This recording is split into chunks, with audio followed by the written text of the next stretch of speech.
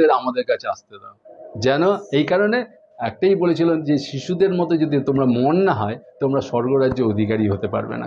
তো এইটাও কিন্তু তার একটা কারণ যে শিশুদের মতো যদি হতে হয় তার মা বাবাও সেই রকমভাবে তাদের মানুষ করবে, এবং আমরাও যেন আমাদের জীবনধারার মধ্যে যেন ঈশ্বরের পরিচয় যদি পেতে চাই আমাদের হৃদয়ের কিন্তু পরিবর্তন প্রয়োজন আছে।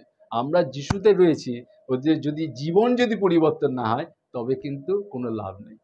কারণ কি আমি ওনার সঙ্গে অনেক আলোচনা করেছি, আজকে অনেক ছেলে মেয়ে ইয়ং জেনারেশন তারা কিন্তু আসল কিন্তু ঈশ্বরের পরিচয় পায়নি, এবং যার ফলে তারা বিভিন্নভাবে অন্য চিন্তাধারা মৌলিক চিন্তাধারার মধ্যে গিয়ে তাদের জীবনটা নষ্ট হয়ে গেছে। কারণ আমরা তো দীর্ঘদিন আমরা অনেক আন্দোলনের মধ্যে দেখলাম তারা অনেক ভালো ভালো ছেলে ভালো ভালো ট্যালেন্ট তারা নষ্ট হয়ে গেছে ভুল পথে চলে। কিন্তু আমার মনে হয় যারা প্রভুকে জানবে তাদের কাছে একটা বিশেষ আদর্শ আসবে। আমি ওনাকে বলেছিলাম যে নিজে বাঁচে অন্যকে বাঁচা। হ্যাঁ, তো এই নিজে বাঁচা, নিজেকে তো বাঁচতেই হবে, অন্যকে আমাকে কালকে একজন বলছিল, আজকে সকালবেলা একজন বলছিল যে তোমার সঙ্গে একটু কথা আছে, তুমি আমাকে একটু অ্যাডভাইস করো। তাহলে এই যে আপনাকে বা আমাকে বলছে যে অ্যাডভাইস করো, তার মানে কি সে মনে করে যে আমি একটা পজিটিভ থিঙ্কিং তাকে দিতে পারবো। এই জায়গাটা কিন্তু একটা মূল্যবোধ আছে মানুষের। যদি আপনি থেকে মানুষের পাশে যদি না দাঁড়াতে পারেন, মানে আমার কথা নয় অর্থনৈতিক ব্যাপার নয়, সৎ পরামর্শ, সৎ চিন্তা, সৎ গাইডলাইন, এই জায়গাটা যখন আমরা দিতে পারবো তখন আমরা মানুষ হিসাবে কিন্তু সামাজিকভাবে কিন্তু আমরা অনেক উঁচু ধরে থাকতে পারবো। কারণ কি আপনার হয়তো গাড়িতে যেতে পারবেন না, হয়তো বড় কিছু খেতে পারবেন না, কিন্তু আপনার কিন্তু পজিশন কিন্তু সমাজ কিন্তু অন্যভাবে দেখে। এর কারণ কিন্তু একটাই, ব্যাকগ্রাউন্ডে কিন্তু প্রভু রয়েছে। আদর্শ না থাকলে মানুষের জীবনে কোনো ওই না, মেরুদণ্ড সোজা হবে তখনই যদি আপনার বেসিক প্রিন্সিপালটা থাকে। আপনাকে 100 কোটি টাকা দিতে পারবে, কিন্তু আপনি 100 কোটি টাকা যেগুলো কিন্তু মাথায় নিচু করতে পারে না। আমার বস একবার বলেছিল একটা খুব ব্যাপার, যে একটা মানুষ একটা সময় তাকে কেনা যায়, যে কোনো মূল্যে কেনা যায়। আজকে আপনাকে 5 লাখ টাকা দিয়েছে, ঠিক আছে, আপনি বললেন না আমি নেবো না, কিন্তু যখন 5 কোটি টাকা দেবে তখনও নেবো না, কিন্তু যখন 500 কোটি টাকা দেবে তখন কিন্তু আপনি ভেবে দেখবেন যে আপনি কি করবেন। That is call the temptation, প্রলোভন। প্রলোভন আমাদের জীবনকে এইভাবেই নষ্ট করে দেয়। তাই যাই হোক, এটা একটা কথা নয়। আজকে মাদার্স ডেতে এই কারণে বলছি, মায়েদের উদ্দেশ্যে বলছি যে ছোট ছোট ছেলে মেয়েদের তাদের গাইড করুন, যেন সে পড়াশোনাতেই বড় হতে হবে তার কোনো মানে নেই, তার অনেক কোয়ালিটি থাকতে পারে। এখনকার দিনে এডুকেশন সিস্টেম এমন কিছু রয়েছে, এমন কিছু অনেক কিছু পড়াশোনা আছে যাতে সে কিন্তু অনেকভাবে তৈরি হয়। আজকে অনেক লিটারেচারের লোক আছে, অনেক তোমার জার্নালিস্ট আছে, এমন বড় বড় অ্যাডভোকেট আছে, বিভিন্ন লাইনে বিভিন্ন পড়াশোনা আছে যেখানে মানুষ কিন্তু অনেকভাবে বড় হতে পারে। শুধু ইঞ্জিনিয়ার ডাক্তার ওই পুরনো যে চিন্তাধারা সেটা কিন্তু বড় কথা নয়। তাই মাদার্স ডেতে মাদারদের কাছে এই নিবেদন যে তারাও তাদের পরিবারকে সুন্দরভাবে তৈরি করুক, এবং আমরাও ঈশ্বরের কাছে প্রার্থনা করব। আসুন আমরা প্রার্থনায় যাই। ব্যক্তিগতভাবে আমি খুব ভালো আছি, সুস্থ রয়েছি, এবং অনেকগুলো অর্গানাইজেশনের সঙ্গে যুক্ত রয়েছি। ঈশ্বর আমাকে বুদ্ধি পরামর্শ দিয়ে চালাচ্ছেন, এর জন্য ঈশ্বরকে ধন্যবাদ দিই। আসুন আমরা প্রার্থনা করি। বিশেষ করে আমরা মাথা নিচু করি। করুণাময় ঈশ্বর, তোমায় ধন্যবাদ প্রশংসা গৌরব করি যে তোমার দয়া করুণা অপরিসীম। কারণ তুমি আজকে রোববার উপাসনার দিন, তুমি কয়েকজন ভাই বোনকে একত্র করেছো যেন আমরা তোমায় গৌরব প্রশংসা স্তুতি করতে পারি। প্রভু, আমাদের জীবনে কিছুই ছিল না, কোনো ধার্মিকতা লেশ মাত্র ছিল না, কিন্তু তোমার একমাত্র পুত্র খ্রিস্টের রক্তেতে তুমি আমাদেরকে পরিত্রাণের আস্বাদন দিয়েছো, তুমি আমাদেরকে পরিত্রাণ দিয়েছো। এই জন্য তোমায় ধন্যবাদ করি। এই সুন্দর দিনে তোমার উপস্থিতি, তোমার দয়া করুণা অনুগ্রহ তুমি আমাদেরকে রাখো, পবিত্র আত্মার আবেশে রাখো, যেন সকল বিষয়, সকল চিন্তা ভাবনা, সকল কিছু তোমার হাতে রাখলাম, যেন আমরা যেন সেই শিশুর মতো তোমার রাজ্যের জন্য উৎসাহী হতে পারি। তুমি আমাদেরকে সাহায্য করো। বিশেষ করে আজকে আমাদের 1107 দিন 1107 1107 দিন আজকে অনলাইনের মাধ্যমে প্রোগ্রাম হচ্ছে। প্রভু, তুমি বিশপ শ্রীকান্তকে তুমি ব্যবহার করছো, এই জন্য তোমায় ধন্যবাদ করি। বিশেষ করে রথিনদাকে তোমার হাতে রাখলাম প্রভু। তুমি শিয়ালদার যে গৃহমণ্ডলী আছে তা তোমার কাছে রাখলাম প্রভু। তুমি অনেকের কাছে এইটা তুমি খুলে দিয়েছো এই দ্বার, যেন এখানে যেন উপাসনা হয় এবং তোমার গৌরব প্রশংসা করতে পারি, এবং তোমার উদ্দেশ্যে আমরা জেগে উঠতে পারি। তুমি আমাদেরকে সাহায্য করো। সকল রকম মন্দতার উপরে আমরা জয়লাভ করতে পারি। তুমি আমাদেরকে বল শক্তি দ্বারা চালনা করো। বিশেষ করে আমাদের বিশপ শ্রীকান্তকে তোমাদের রাখলাম প্রভু। তুমি তাকে ভালো রেখেছো, সুস্থতা রেখেছো, এবং বিশেষ করে তার ওয়াইফ যে সোনালি, তার শারীরিকভাবে অসুস্থতা ছিল, কিন্তু তাকে তুমি রিকভারি দান করেছো, এই জন্য তোমায় ধন্যবাদ করি। শারীরিকভাবে যা কিছু দুর্বলতা রয়েছে প্রভু তুমি তা দূর করো, এবং কালভারি ক্রুশের রক্ত দিয়ে তুমি তাকে আচ্ছাদিত রাখো, যেন সকল রকম মন্দতা থেকে সে রক্ষা পেতে পারে। বিশেষ করে আশিস এবং অভিষেককে তোমার হাতে রাখলাম, তুমি তাদেরকে আশীর্বাদ করো, দয়া করুন, অনুগ্রহের মধ্যে রাখো। বিশেষ করে আমরা প্রার্থনা করি আমাদের সিপ্রাদির জন্য, প্রভু তুমি তাকে ভালো রেখেছো, সুস্থতা রেখেছো, এবং তার ব্যবসায় সংক্রান্ত যা কিছু কাজকর্ম তুমি তাকে ভালো রেখেছো, এবং তিনি যে সার্ভিসের মধ্যে তিনি পরিতৃপ্তি পেয়েছেন এবং অন্যকেও পরিতৃপ্তি দিতে পারছেন, এটাও তোমার করুণা। কারণ আমাদের জীবনে প্রতিটি কাজের মধ্যে যেন আমিও বাঁচতে পারি এবং অন্যকে বাঁচাতে পারি, এই যে মনোভাব, এই মনোভাব তুমি আমাদেরকে দিয়েছো, এই জন্য তোমায় ধন্যবাদ করি।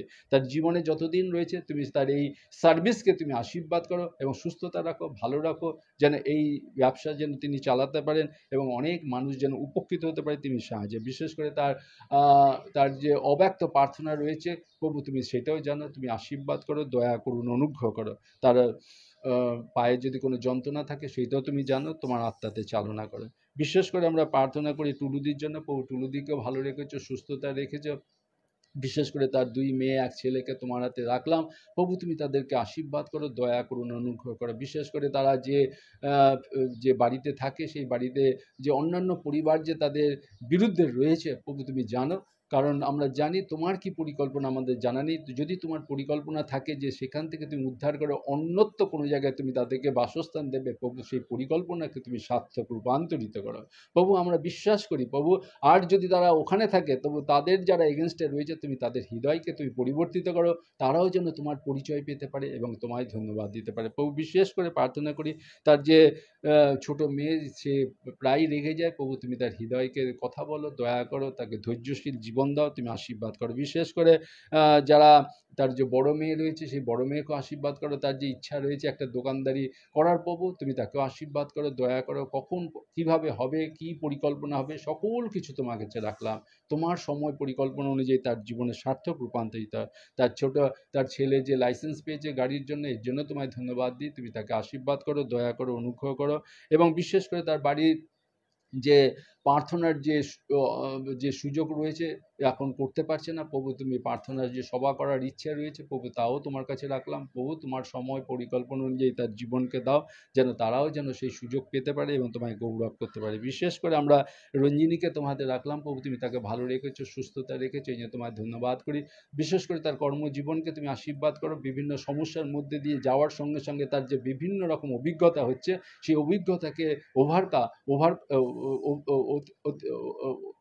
অভিজ্ঞতাকে তুমি সঞ্চয় করতে তুমি সাহায্য করো এবং আশীর্বাদ করো। যেরকম টাসেল বা যেরকম স্ট্রেস রয়েছে সেগুলোকে ওভারকাম করতে তুমি সাহায্য। বিশেষ করে তার যে শারীরিকভাবে যে চোখের যে সমস্যা রয়েছে সেটাও তোমার জানা আছে, তুমি তাকে সুস্থতা প্রদান করো, এবং তার যে লাইফ পার্টনারের যে প্রয়োজন আছে সেটাও তোমার সময় মতো তুমি তার জীবনকে তুমি দাও, যেন তাদের জীবন যেন আনন্দ এবং শান্তিতে ভরে উঠতে পারে। বিশেষ করে আমরা তন্দার সিস্টারকে তোমার হাতে রাখলাম, প্রভু তুমি তাকে ভালো রেখেছো, সুস্থতা রেখেছো, এই জন্য তোমায় ধন্যবাদ করি। বিশেষ করে তার যে বোন রয়েছে শাশ্বতী, প্রভু তাকেও তোমার কাছে রাখলাম, তার যে পায়ে যে ফ্র্যাকচার হয়ে গেছে তুমি জানো প্রভু, তুমি তাকে সুস্থতা প্রদান করো, দয়া করো, করুণা করো, যেন সে তাড়াতাড়ি সুস্থতা হতে পারে এবং তোমায় ধন্যবাদ করতে পারে। বিশেষ করে তার হাজব্যান্ডের সঙ্গে যে ডাক্তারের সঙ্গে যে 11 তারিখে যে অ্যাপয়েন্টমেন্ট আছে জুন মাসে, প্রভু তার যে অপারেশন সংক্রান্ত প্রভু তুমি সাহায্য করে, যে ডাক্তাররা দেখবেন তাদের হৃদয়ে কথা বলো, যেন তারা যা কিছু টেস্টিংয়ের মাধ্যমে যা কিছু সিদ্ধান্ত নেবে সেইগুলো সিদ্ধান্ত যেন তোমার হতে হয় এবং তুমি তাদের হৃদয়ে কথা বলো, যেন সেটা ফাইনালাইজ হতে পারে, তুমি সাহায্য করো। বিশেষ করে আমাদের তন্দা ম্যাডামের যে তার বা পায়ে যে তার বুড়ো আঙুলের যে সমস্যা রয়েছিল সে আছে অনেক ভালো আছে, সুস্থতা রয়েছে, এই জন্য তোমায় ধন্যবাদ করি। এবং তার যে সুগারের যে সমস্যা রয়েছে সেখান থেকে তার এখন কন্টিনিউ সেই সুগারটাকে যেন কন্ট্রোল করতে পারে, প্রভু তুমি সাহায্য। বিশেষ করে তার মেয়ে এবং মেয়ের জামাই যে ব্যাঙ্গালোরে যাবে ট্যুরে, প্রভু তুমি তাদের জীবনকে আশীর্বাদ করো, দয়া করুণায় ভরিয়ে রাখো, তারা যেন কনজুগাল লাইফ যেন সুন্দরভাবে চালাতে পারে, তাদেরকে আশীর্বাদ করো, দয়া করুণা করো। বিশেষ করে সিস্টার সোমাকেও তোমার হাতে রাখলাম, প্রভু তুমি তাকেও ভালো রাখো, তোমার দয়া করুণা অনুগ্রহে রাখো। এবং বিশেষ করে তার যে হাতের যে অপারেশন হয়েছে যেন সে অপারেশনের পর যেন হাতকে যেন সুস্থ সবলভাবে যেন ব্যবহার করতে পারে, তোমার গৌরবের জন্য তুমি আশীর্বাদ করো। আমাদের আহ, মা- মানস মনীষাদিকেও তোমার হাতে রাখলাম প্রভু, তুমি তাকেও ভালো রাখো, সুস্থতা রাখো। তার যে ওখানে যে ফেলোশিপ হয়, সেই ফেলোশিপের মধ্যেও তার জীবনকে তুমি আশীর্বাদ যুক্ত করো প্রভু। বিশেষ করে আমরা প্রার্থনা করি প্রভু রথিনদার জন্য। প্রভু রথিনদাকে তুমি এই যাবৎকাল ভালো রেখেছো, সুস্থতা রেখেছো, গাইড করেছো, এই জন্য তোমার ধন্যবাদ করি। তুমি তাকে আশীর্বাদ করো। এবং আমাদের সরোজবাবু রয়েছেন, তাকেও তুমি আশীর্বাদ করেছো। এবং বিশেষ করে তার তার যে যখনই তোমার প্রয়োজন, যখনই তোমাকে যে কোনো সমস্যায় তোমাকে ডেকেছে, তিনি তোমার ও পরিচয় পেয়েছে, তোমার উপস্থিতি তিনি অনুভব করেছেন, এই জন্য তোমায় ধন্যবাদ করি। তার বাকিটা জীবন তোমার হাতে তিনি সমর্পণ করেছেন। আমরা চাই তুমি তার জীবনে তুমি নতুনভাবে ত্রাণকর্তা হিসেবে তুমি তার জীবনে আসো এবং তার জীবনকে তুমি সাহায্য করো। বিশেষ করে আমাদের অনিতা সিস্টারের জন্য প্রার্থনা করি। তিনি আজকে প্রথম এসছেন প্রভু, তুমি জানো তার জীবনের প্রয়োজনীয়তা। প্রভু তোমার কেউ তোমার কাছে ফিরে যায় না প্রভু, তার জীবনকে আশীর্বাদ করো, দয়া করো, করুণা করো, অনুগ্রহ করো। বিশেষ করে তার যে শারীরিকভাবে যে অসুস্থতা ছিল, সেখান থেকে অনেকটা সুস্থ হয়েছে, এই জন্য তোমায় ধন্যবাদ দিয়েছে প্রভু। তুমি তার জীবনকে যা কিছু অসুস্থতা রয়েছে, কালভারি ক্রুশের রক্তেতে তুমি তাকে সুস্থতা প্রদান করো। এবং বিশেষ করে তার যে সুগার লেভেল রয়েছে, তার জন্য তোমার প্রার্থনা করি প্রভু, তুমি তাকে আশীর্বাদ করো, যেন তার সুগারটা কন্ট্রোল হয় এবং তার শরীর সুস্থতা থাকে। বিশেষ করে তার যে বড় ভাইজিকে বিবাহ দিয়েছে এবং তাদের জীবনে তুমি তাকে আশীর্বাদ করেছো, এই জন্য তোমায় ধন্যবাদ করি। কিন্তু তাকে যে ভুলে গেছে, এই ভুল জায়গাটা তাকে সে যেন বুঝতে পারে, যে যেন তার এই ভুলটা যেন সংশোধিত হতে পারে, তুমি সাহায্য। এবং বিশেষ করে ছোট ভাইজিকেও তাকে পড়াশোনার যে গাইডেন্স দিচ্ছে প্রভু, এর জন্য তোমায় ধন্যবাদ করি। তারা যেন সত্যিই যেন জীবনে যেন ভুলে না যায়, তারা যেন কৃতজ্ঞতা বোধ যেন থাকে প্রভু, তুমি তাদের সাহায্য করো। বিশেষ করে অনিতা সিস্টার হাজব্যান্ডকে তোমাদের রাখলাম প্রভু, তার জীবনকে আশীর্বাদ করো।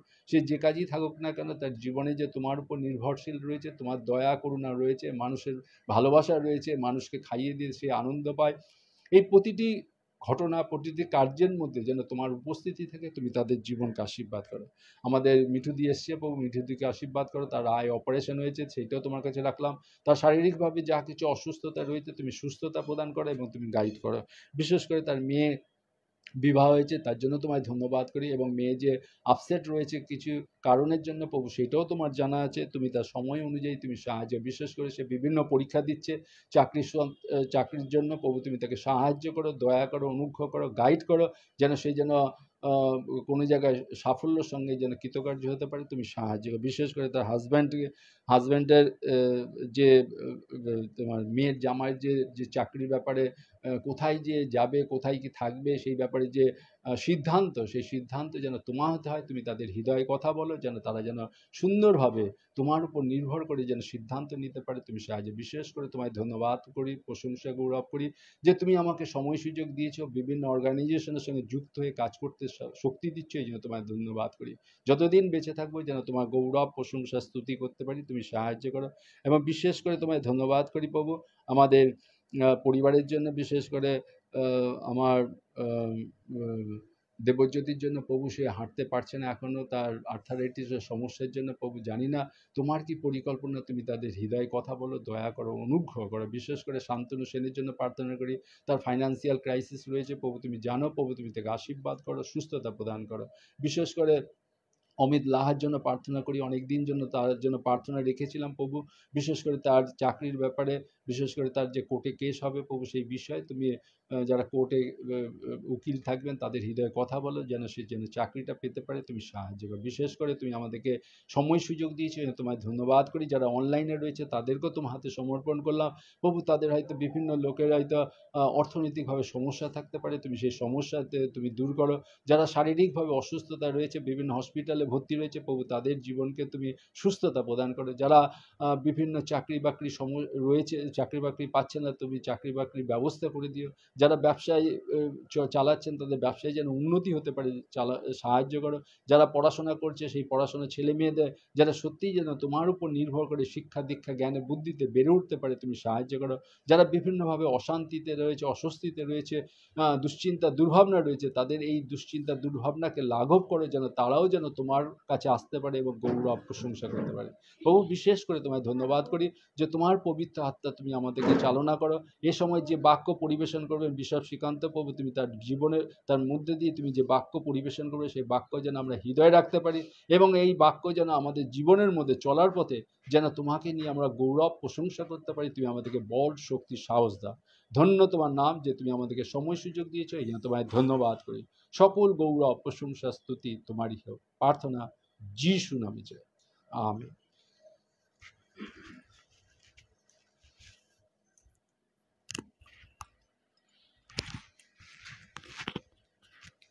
সকলকে আবার জয় যিশু জানাই, প্রভুর ধন্যবাদ করি।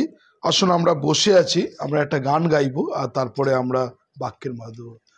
যিনি যুগ পর্যায়ে রাজা, অক্ষয় অদৃশ্য, যিনি যুগ পর্যায়ে রাজা, অক্ষয়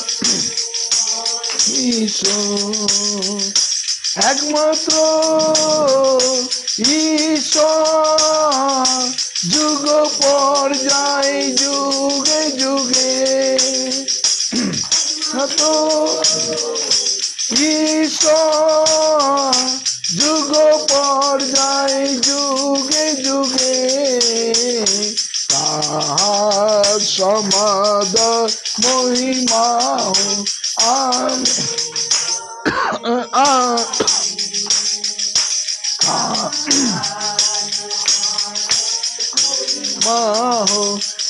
আমেন আমেন, হালেলুয়া। প্রভুর ধন্যবাদ করি। আজকে একটা গুরুত্বপূর্ণ দিন, মাদার্স ডে, তাই না? আর বিশেষ করে আমরা ধন্যবাদ দিই যে আমরা এই ফেসবুক লাইভ শুরু করেছিলাম 2020 মার্চ থেকে। স্টিল নাও এখনো পর্যন্ত 1107 দিন আমরা প্রভুর গৌরব করছি, এবং অনেক মানুষ আসতে পারে না, অনেক মানুষ অসুস্থ, অনেক মানুষ বিছানা শয্যাশায়ী, আর তারাও কিন্তু এই বাক্য তাদের জীবনে নতুন নতুন আশীর্বাদ নিয়ে আসছে। আজকে যে মাদার্স ডের একটা গুরুত্বপূর্ণ এই বাক্যটা আপনারা অনেকবার পড়েছেন, অনেকবার বাইবেল থেকে দেখেছেন, কিন্তু আজকে আপনাদের এই বাক্যটাকে একটা নতুনভাবে একটা পরিবেশন করতে চাই। একজন মা তার সন্তান যখন জন্মগ্রহণ করবে, অর্থাৎ 9 মাস বা 10 মাস সন্তানকে যখন গর্ভে ধারণ করে, মা কিন্তু একটা খুব কষ্টের মধ্যে দিয়ে কিন্তু যায়, তাই না? আর তার স্বাধীনতা, আর তার চিন্তা ভাবনা, এবং বিশেষ করে অনেক কিছুর দিক দিয়ে দেখা যায় যে মাকে কিন্তু অনেক কষ্ট করতে হয়। আর 9টা মাস 10টা মাস যদি তার গর্ভে ধারণ করে তার চলা ফেরা, তার কাজ যদি দেখা যায় যে মা খুব স্ট্রাগল করে। সামান্য জিনিস যদি আমাদের পেট খুব যদি আইঢাই করে, আমরা কি স্বস্তি পাই? আমরা এক এক সময় অম্বলে হোক, গ্যাসে হোক, পেট যখন ফুলে যায়, আর সেইটা আমরা কিন্তু ভালো লাগে না, কারোর সঙ্গে কথা বলতে ভালো লাগে না, কোনো কাজ করতে ভালোবাসে না, যেন মনে হচ্ছে সবসময় আমরা শুয়ে থাকি, মানে কোনো জায়গায় যদি যেতে হয় সেটাও ভালো লাগে না, এবং কোনো কিছু খেতেও ইচ্ছা করে না।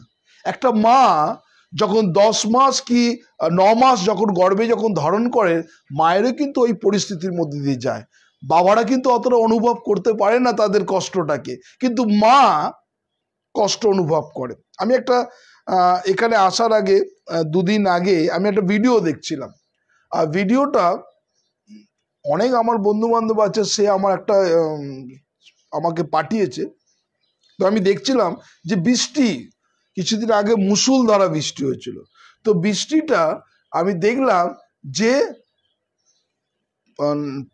রাস্তার যে নালা থাকে না, তো নালার মধ্যে যখন বৃষ্টিটা পড়ছে ঝমঝম করে, তখন কোনো অসুবিধা নেই। আস্তে আস্তে যখন নালাটা ভরে যাচ্ছে আর জলটা যখন ওভারফ্লো হচ্ছে, আমি হঠাৎ করে মানে সেই ভিডিওটাতে দেখছি, হঠাৎ করে একটা ইঁদুর, বড় ইঁদুর, মানে কেঁদে ইঁদুর, আর সঙ্গে সঙ্গে কি করছে, ওই একটা মানে নর্দমার পাশ দিয়ে একটা হোল থেকে বেরিয়েছে, কেননা অলরেডি জল ঢুকে গেছে। তো আমি দেখছি, মানে সেই ভিডিওটাকে দেখছিলাম যে সেইটাকে সঙ্গে সঙ্গে কি করছে, ও বেরিয়ে তরং করে দেখলাম কোনো জায়গাটা শুকনো জায়গা, সেই ইঁদুরটা উঠেছে, উঠে ওয়েট করছে, কেননা এক একটা গাড়ি যাচ্ছে আর ঢেউ দিয়ে ওই গর্তের মধ্যে ঢুকছে। আবার দেখলাম ইঁদুরটা এলো, হঠাৎ করে আবার জলের মধ্যে ঢুকে গেল। কিছুক্ষণ পরে দেখলাম একটা মুখের মধ্যে আর একটা ইঁদুর ছানাকে নিয়ে ও বাইরে বেরিয়ে আবার সেই ডাঙায় রেখে আবার দেখি ছুটে এলো। এরম করে দেখলাম 4খানা মানে ইঁদুর বাচ্চাকে তিনি নিয়ে এসে ডাঙার মধ্যে তুলে, দেখি রীতিমতন মা হাঁপাচ্ছে, মানে অলরেডি তো জল ঢুকছে না ভেতরে, দেখি মা হাঁপাচ্ছে। মা কি করছে, সেই ইঁদুর মানে ইঁদুরের মা আর সেই 4টে বাচ্চাকে কবার পর এইবারে কি হচ্ছে, ও খুঁজছে কোনো কিছু দেওয়া যায় কিনা ওকে, কেন বাচ্চাগুলো একদম চোখ ফুটেনি, সব কাঁপছে। তখন মা দেখলাম এসে একবার মুখটা দিয়ে ঘষছে, ওইটা দিয়ে ঘষছে, তো দেখলাম একটা ইঁদুরের একটা সেন্স থেকে সব থেকে আরো যদি সেন্স, তাহলে একটা মা অত বৃষ্টির মধ্যেও কিন্তু ফেলে যেতে পারিনি। আমি জানি না তখন সেই সময় বাবা কোথায় ছিল, আমি জানি না বাবা কি খাওয়ার খোঁজে গেছিল বা কি খোঁজে গেছিল, আই ডোন্ট নো। কিন্তু মা কিন্তু ওই 4টে সন্তানকে কিন্তু তাকে রেস্কিউ করে বাঁচিয়ে তাকে জলে উপরে নিয়ে গিয়ে শুকনো জায়গায় রেখে একটা তাকে সুস্থতা দিল। এইটা হচ্ছে মায়ের পরিচয়। কিন্তু আজ থেকে 2000 বছর আগে ঠিক এরকম ঘটনা ঘটে, আর যেটা আমরা সবাই বাক্যের মধ্যে জানি, বাইবেলের মধ্যে জানি, যে প্রভু যিশুর মায়ের নাম কি? মরিয়ম। কি মরিয়ম? পেছনে মিঠুর পেছনে একটা ছবি আছে, তার স্ট্যাচু আছে, ওই হচ্ছে মরিয়ম। তাহলে কুমারী মরিয়ম, তাই না? শ্রীমতী বা MRS নেই, কুমারী। হ্যাঁ, কি হয়, মিস, তাই তো? মিস না, মিস মানে মিস, সে কনসিভ করেছে। আজকে যদি আপনাদের যদি পরিবারের মেয়েরা এনিওয়ান সিস্টার একটা ঘটনা বলছিল, তার কার সঙ্গে ভালোবাসা ছিল, তাকে তুলে নিয়ে এসে করছে, জানি না কি হবে, সে একটা বড় চিন্তার মধ্যে আছে। আমি ঘটনা চক্র বলতে চাইছি না, যে কোনো চক্রের মধ্যে যদি একটা মানে কুমারী মরিয়ম মানে কুমারী মেয়ে যদি কনসিভ করে, জনসাধারণের মুখে কি হয়, কি খবর লটায় এখনকার দিনে?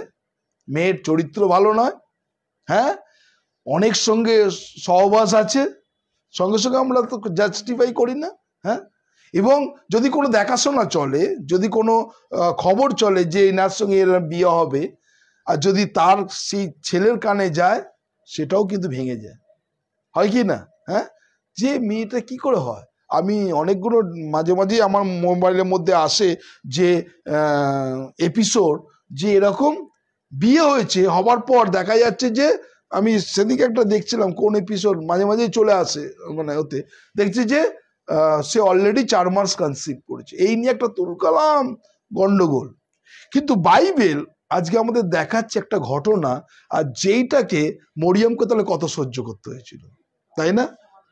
তখনকার সমাজে, তখনকার কথা বলছি, তখনকার সমাজে অলরেডি যার সঙ্গে বাগদত্তা হয়েছিল, মানে এখনকার দিনে যদি বলা হয় বাগদত্তা তো এখন হয় না, এখনকার দিনে হচ্ছে রিং সেরেমনি, তাই তো? রিং সেরেমনি, পাকা দেখা, আর কি কি আছে ভাষা? রিং সেরেমনি, আশীর্বাদ, আর কি? হ্যাঁ, রেজিস্ট্রি না, পাকা দেখা, রিং সেরেমনি, আশীর্বাদ, এঙ্গেজমেন্ট। তো এঙ্গেজমেন্ট হচ্ছে পাকাপোক্ত, আর যে ছেলে যার সঙ্গে এঙ্গেজমেন্ট হচ্ছে, সেই যদি এরকম দেখে যে তার ওয়াইফ কনসিভ করেছে বা প্রেগনেন্ট আছে, তাহলে কি অবস্থা হবে বলুন তো? হ্যাঁ, বর্তমানে চরম পর্যায়ে, মানে মেয়েটার তো জীবন তো শেষ, এবং সারা পাড়ায় রটে যাবে তার বদনাম। এটা সেই পরিস্থিতির মধ্যে কিন্তু মরিয়ম যিশুকে ফেলতে পারেনি। বাইবেলের মধ্যে যদি বিভিন্ন জায়গা দেখা যায়, এটা পূর্ব পরিকল্পনা, যে ঈশ্বর মরিয়মের গর্ভেই জন্মগ্রহণ করবে, এটা হচ্ছে বাইরের পরিকল্পনা। আমি সেই পরিকল্পনার মধ্যে যাচ্ছি না, আমি তার মানে সিনারিওটা বলছি যে সেই পরিস্থিতিতে মরিয়ম কি পরিস্থিতির মধ্যে ছিল। আমরা একটা খুলি বাক্য আর সেটা দেখব মতিলিখিত সুসমাচার, সেখানে 2 অধ্যায় 13 পদ। আপনারা অনেকভাবে পড়েছিলেন বাইবেলটাকে, কিন্তু আজকে একটু আপনাদের একটু নতুন করে দেখাতে চাই। আর যেটা আপনারা বাইবেল খুলুন মতি 2 অধ্যায় 13 পদ, আর সেখানে ঈশ্বরের বাক্য দেখুন কি বলছে। তাহারা চলিয়া গেলে পর হ্যাঁ দেখো প্রভুর এক দূত স্বপ্নে যোসেফকে দর্শন দিয়া কহিলেন, হ্যাঁ, ওঠো, শিশুটিকে ও তার মাতাকে লইয়া মিশরে পলায়ন করো। তাহলে কি বলছে? ওঠো, শিশুটাকে নিয়ে কোথায় করো? শিশুকে এবং মাতাকে নিয়ে। আর ওই বাইবেলের মধ্যে তাহলে মিশরে পলায়ন করো। অলরেডি প্রভু যিশু ভূমিষ্ঠ হয়ে গেছেন। হ্যাঁ 13, প্রভু যিশু ভূমিষ্ঠ হয়ে গেছে। হবার পরে কি হচ্ছে? খবর এসে গেছে যে ওই সময় রাজা হেরোদ তাদেরকে খুঁজছে এবং অলরেডি ডিক্লেয়ার করে দিয়েছে 2 বছরের যে সমস্ত সন্তানকে সবাইকে হত্যা করো। হ্যাঁ, তাহলে একটা প্রাণকে মারার জন্য শত শত প্রাণকে কি করতে হচ্ছে? মরতে হচ্ছে, তাই না? আর এরকম ঘটনা এক এক সময় বিশেষ করে এখানে মরতে হচ্ছে। এখানে কি বলছে? তারা বলছে তুমি স্বপ্ন দিল কাকে? যোসেফকে স্বপ্ন দিল যে তুমি সঙ্গে সঙ্গে এই বাচ্চাটাকে নিয়ে তুমি কি করো? মিশরে পলায়ন করো। এবং কতদিন পলায়ন করে? একটা পলায়ন যদি আমরা করতে যাই, যদি এরকম ঘটনা আসে, এরকম যদি ঘটনা আসে, কতদিন আমরা গা ঢাকা দিয়ে কতদিন থাকবো, তাই না? আর আজকের এই বাক্যটাকে খুব গুরুত্বপূর্ণ 14 পদ দেখুন, সেখানে পড়ুন। সেখানে আমি যতদিন তোমাকে না বলি, আমি যতদিন তোমাকে না বলি। তাহলে দেখুন 13 পদে বলছে তুমি পালিয়ে যাও, এবং 14 পদে বলছে যে আমি যতদিন না বলি। তারপরে কি বলছে? ততদিন সেখানে থাকো। হ্যাঁ, হেরোদ শিশুটিকে বধ করিবার জন্য তাহার অনুসন্ধান করিবে। হ্যাঁ, তখন যোসেফ উঠিয়া রাত্রি যোগে শিশুটিকে ও তার মাতাকে লইয়া মিশরে চলিয়া গেলেন। হ্যাঁ, এবং হিরোদের মৃত্যু পর্যন্ত সেখানে থাকিলেন, যেন ভাববাদী দ্বারা কথিত প্রভু। বাস বাস বাস, হেরোদের মৃত্যু পর্যন্ত ওয়েটিং। একটা মানুষের মৃত্যু কতদিনে আসে? তাহলে দেখুন, আমি যদি এখনকার যদি পরিস্থিতি হয়, এই পরিস্থিতি গড় আয়ু হচ্ছে 65। গড় আয়ু ম্যাক্সিমাম এখন কিন্তু 80, 70, 75 নেই। এখন কিন্তু ম্যাক্সিমাম আরো কমে গেছে। এরপরেও আর মনে হয় 60-এর মধ্যেই কমপ্লিট, শেষ, গল্প শেষ। 65 হচ্ছে এখন গড় আয়ু মানুষের জীবনে, গড় আয়ু সমীক্ষা বলছে। কিন্তু বলছে তাহলে দেখুন এখনকার হলো 65 ইয়ার্স তোমাকে গা ঢাকা দিয়ে থাকতে হবে ওখানে। কিন্তু বলছে যতক্ষণ না হেরোদের মৃত্যু না হচ্ছে তুমি ওই জায়গায় ওয়েট করো। ধরো 45 বছরে যদি হয়, 20 বছর, 20 বছর গা ঢাকা দিতে। তো না, ওইখানে বলছে যতদিন হেরোদের মৃত্যু না হচ্ছে তুমি 40 বা 45 বছরের রাজা আছে, 65 বছরে যদি ওই লোকটা মারা যায়, তাহলে 25 বছর ওখানে গিয়ে থাকতে হবে। 25 বছর থাকতে হবে। কিন্তু আলটিমেট কিন্তু ওই হেরোদই কিন্তু আবার বিচার করছে। ঘটনাটা দেখুন, মানে সিনারিওটা দেখুন, সেই হেরোদই কিন্তু আবার বলছে। হেরোদ না, বা তার হেরোদ 1 সব আছে, কিন্তু পার্ট 1 পার্ট 2 আমি জানি না। হেরোদের কিন্তু ছেলের নামও হেরোদ, হেরোদ 1, হ্যাঁ এরকম আছে। কি আমার মনে হয় ওই হেরোদ আর এই হেরোদ কোন হেরোদ? অন্য হেরোদ, ওটা হেরোদ 1। হ্যাঁ, ওই হেরোদ মারা গেছে। এতদিন কিন্তু বাইবেল এইভাবে দেখেননি, এবার একটু মানে খুলছে আপনাদের দিমাগ, তাই না? কোন হেরোদ তাহলে? ওইখানে বলছে 11 মৃত্যু না পর্যন্ত তুমি ওয়েট করো।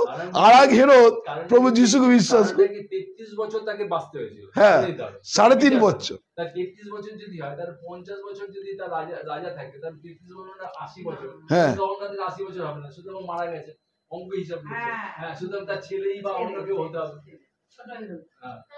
তো আমরা কিন্তু এখনো জানি না, আমি ওইটা নিয়ে যাচ্ছি না, যেহেতু আজকে মাদার্স ডে। আমি হেরোদের ঘটনা বলছি, মা তার সন্তানকে নিয়ে পালাচ্ছে। এইটা হচ্ছে সিনারিও।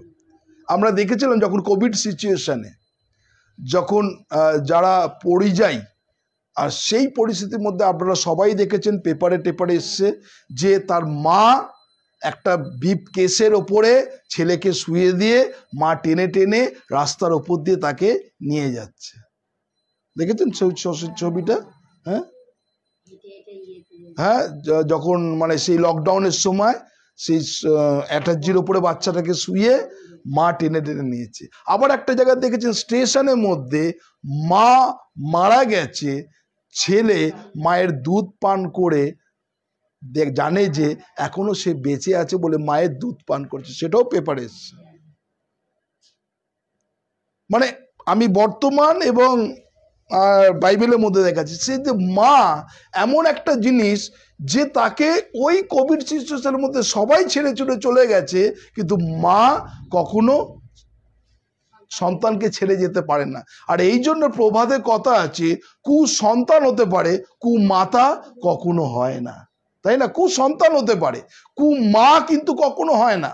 সে মাকে লাথি দিয়ে ঝাঁটা দিয়ে মারছে, সেই মাই কিন্তু আবার খাবার তুলে রেখে দিচ্ছে। হ্যাঁ, আছে না?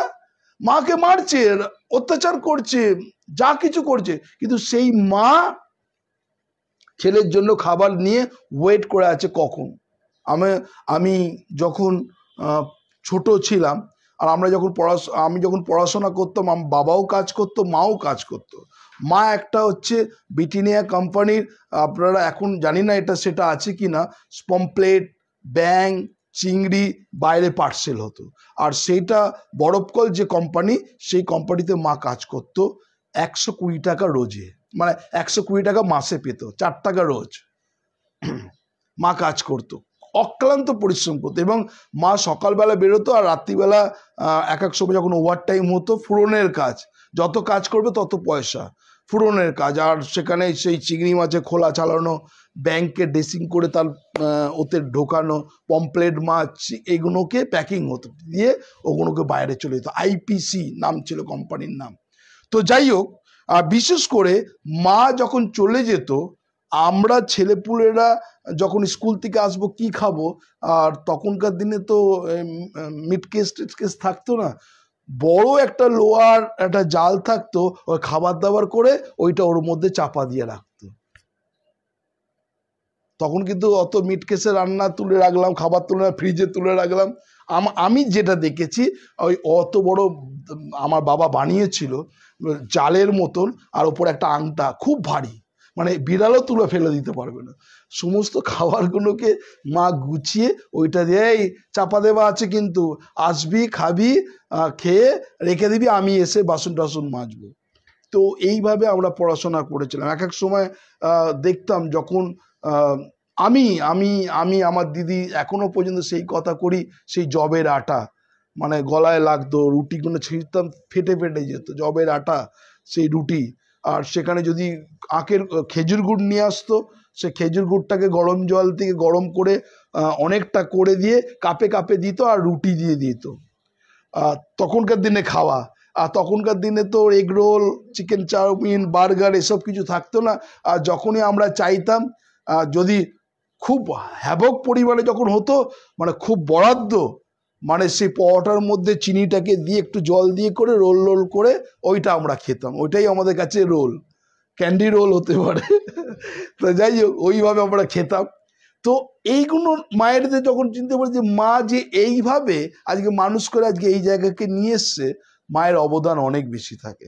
আর তাই বাইবেল এইখানে যিশুকে, তিনি মাকে কিভাবে রক্ষা করতে হয়েছেন একমাত্র সেই সময় মরিয়ম জানতো, তাই না? যখন জন্মগ্রহণ করেন, তার জন্মগ্রহণ হবার আগে কতটুকু তাকে দৌড়াদৌড়ি করতে হয়েছে, কোনো জায়গা তার যখন পিরিয়ডের যখন বা কনসিভের যখন পেন, আর সেই সময় কিন্তু অনেকজন তাকে স্থান দেয়নি, দরজা বন্ধ করে দিয়েছে। কেননা সমাজের বুকে এমন কিছু রটে গেছিল যে কুমারী কনসিভ করেছে, ওই জন্য অনেক জায়গা দরজা বন্ধ করে দিয়েছে, ঢুকতে দেয়নি। আরে বাবা, একে ছাড়াও, তখনকার দিনে আমি জানি না তখনকার দিনে মানুষের মেন্টালিটি কেন ঢুকতে দেয়নি, সমস্ত জায়গা কিন্তু বন্ধ করে দিয়েছে, কেউ কিন্তু তাকে আশ্রয় দেয়নি। মানে ঘুরতে হচ্ছে পাগলের মতন তার মাকে, কেননা যিশুকে কোথায় জন্মগ্রহণ করবে। আলটিমেট কিন্তু কোনো জায়গা কিন্তু মানুষের জন্য দরজা কিন্তু খোলা ছিল না যিশুর।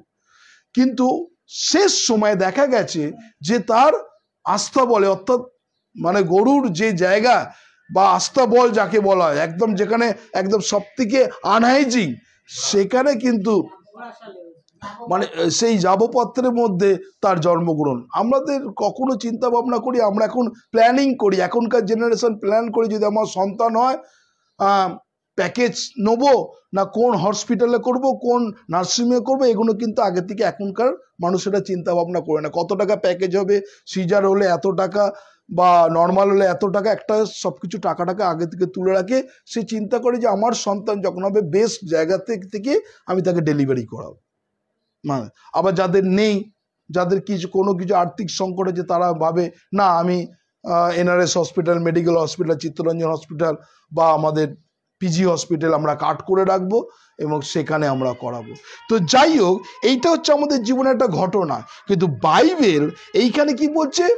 পালিয়ে যাচ্ছে, তার সন্তানকে নিয়ে পালিয়ে যাচ্ছে। আমরা চলে যাই প্রকাশিত বাক্য 12 অধ্যায় 2 পদে, আর সেখানে 12 অধ্যায় 4 পদ যদি যাই, রেভেলেশন চ্যাপ্টার আমরা যেখানে খুলি 12 অধ্যায় 4 পদ, প্রকাশিত বাক্য 12 অধ্যায় 4 পদ, সেখানে কি বলছে? আর তাহার লাঙল আকাশের তৃতীয়াংশ নক্ষত্র আকর্ষণ করিয়া পৃথিবীতে নিক্ষেপ করিল। তাহলে কি বলছে? 12 অধ্যায় 4 পদে কি বলছে? প্রকাশিত বাক্য 12 অধ্যায় 4 পদ। আর তাহার লাঙ্গুল আকাশের তৃতীয়াংশ নক্ষত্র আকর্ষণ করিয়া পৃথিবীতে নিক্ষেপ করিল। যে স্ত্রী লোকটির সন্তান প্রসব করিতে উদ্যত, সেই নাগ তাহার সম্মুখে দাঁড়াইল, যেন সে প্রসব করিবা মাত্র তাহার সন্তানকে গ্রাস করিতে পারে। বুঝতে পেরেছেন? এটা হচ্ছে কিন্তু যোহন, তিনি তার প্রফেসি বলছে যিশুর উপরে কত অত্যাচার এসেছিল, কেন তাকে গ্রাস করাবার জন্য। এখানে বাইবেল যোহন সেইভাবে বলছে, স্ত্রী লোকটা প্রসব করিতে উদ্যত, সেই নাগ তার সম্মুখে দাঁড়াইল, যেন সে প্রসব করিবা মাত্র তার সন্তানগণকে গ্রাস করিতে পারে। অর্থাৎ যিশু না জন্মগ্রহণ করে, এর জন্য কিন্তু অনেক কিন্তু তার কষ্ট করতে হয়েছে তার মাকে। বলছে নাগ রেডি, জন্মগ্রহণ করলেই তাকে শেষ করবে বা গ্রাস করে নেবে। হ্যাঁ, যাতে না জন্মগ্রহণ করে। আজকে এই মাদার্স ডে যে বাক্য, যাতে তাকে গ্রাস করবার জন্য, এই জন্য কি করেছে? কেননা তারা জানতেন যে এমন একজন মানুষ আসবে, আর একে যদি একবার শেষ করতে পারি তাহলে কিন্তু শয়তানের জয়বন্ধ হতো, তাই না? অনেক প্ল্যান পরিকল্পনা ছিল কিভাবে যিশুকে ডিস্ট্রয়েড করা যায়, কিভাবে যিশুকে শেষ করা যায়। এক এক সময় আছে না, আপনারা জানেন কি না, দেখুন অনেক পরিবারে আছে, রিলেটিভদের আছে, আপনাদের মধ্যে এরকম ঘটনা ঘটতেও পারে বা হতেও পারে যে এই পরিবারে তারা স্বামী স্ত্রী মানে এক একজন থাকে না, এই পরিবারে কোনো সন্তানকে আসতে দেবো না আমরা। হ্যাঁ, দিনের পর দিন first miscarriage, second miscarriage, third miscarriage, আর এগুলো কি করতো? বেঁধে রাখতো, গর্ভকে বেঁধে রাখতো, ধ্বংস করে দিত। আর এরকম কিন্তু এখনো কিন্তু চলে যে এই পরিবারে যেন কোনো সন্তান না আসে। এটাকে কিভাবে মারা যায়, সে জ্বালাবান হোক, শুকনোবান হোক, কত কিছু করে, মানে এই জিনিসগুলো করে যে যাতে সন্তান না হয়। অনেকজন আমাকে ফোন করে, দাদা আমি 4 time is the miscarriage. Kalpita বলে একজন আছেন, তার মিসক্যারেজ এরকম হতো। তার বাবা একদিন এসছে আমার কাছে যে এরকম 4 টাইম ইজ দ্য মিসক্যারেজ, আপনি প্রার্থনা করুন যাতে এইবারের সন্তান আমি তখন বললাম, যখন থেকে তোমরা কনসিভ করছো তখন থেকে যিশুর রক্তের প্রত্যেক দিন প্রোটেকশন দাও। আর ঈশ্বরকে ধন্যবাদ দিই, দুজনেই বাবা মা দুজনেই হচ্ছে থ্যালাসেমিয়া ক্যারিয়ার। হ্যাঁ, মানে এমন পরিস্থিতি এখনো পর্যন্ত সেই আছে, এসছিল কিন্তু এখন কোনো যোগাযোগ নেই, মানে আসেও না। আপনারা জানেন স্বপন বিশ্বাস, ও কল্পিতার বাবা, তিনি থাকতেন রুবিতে, তার বাড়ি, এসছিলেন, এখানেও এসছিলেন রোগা করে। ডিটো কাশীনাথদার মতন দেখতে, মানে মানে এখানেও এসেছিলেন, প্রার্থনা নিয়ে গেছেন, মনে পড়ছে না সেই। কিন্তু যখন প্রার্থনা করার পর যখন সন্তান আসে, সন্তান, বাবা মা থ্যালাসেমিয়া ক্যারিয়ার, কিন্তু ঈশ্বর সেই সন্তানকে দিয়েছেন একদম কোনো কিছু নেই। সেই সন্তান এখন 7 কি 8-এ পড়ছে। এটাই হচ্ছে মিরাকেল, এটাই হচ্ছে ঈশ্বরের কাজ। তো একজন মা এবং বাবা কখনো চায় না তার সন্তান ডিস্ট্রয়েড হয়ে যায়, শেষ হয়ে যায়। আর এইখানে শয়তান বারবার করে চেয়েছিল তাকে ধ্বংস করার জন্য। আদি পুস্তকে লেখা আছে, তোমার থেকে একটা পল্লব নির্গত হবে, তুমি তার মস্তককে চূর্ণ করবে, সে তোমার পদমূল চূর্ণ করবে, লেখা আছে না? হ্যাঁ, আদি পুস্তকে যদি দেখি সেখানে বলছে এই জন্য ঈশ্বর যে প্রভু যিশুর যে প্ল্যান যে আসবেন, কিন্তু তার আগে তার মাকে কিন্তু অনেক কিছু ঝিলতে হয়েছিল, অনেক কিছু ঝিলতে হয়েছিল।